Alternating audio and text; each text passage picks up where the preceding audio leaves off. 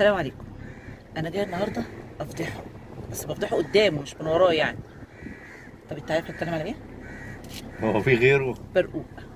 راح يجيب لي كرتونه المرة برقوق. الوحيدة اللي جبت حاجة. لا، انت على طول تجيب حاجه كده، حتى برضو الطماطم تجيب لي اللي هو اسمها القفص الكبير ده، برضو الاقيه نصه بايظ. أنا قلت له انا لما ادفع حاجه بفلوس غاليه اخد كيلو مش هرميه احسن ما هرمي. أنا مش على كده. امال على ايه؟ الراجل قال لي خد ودينا شمس ومش عارف ايه والكلام دوت، فصعب بتحايل عليا. عليك يعني؟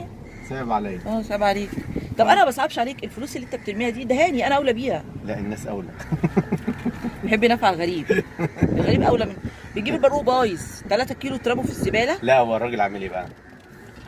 وشوش البتاعة دي، الكرتونة ايوه. من فوق. وجيت لقينا من بينقط فوق بتعصر ورهاني عصر. كده. بس دوت قلت له ما تمام. ينفعش ما ينفعش، ارحمونا.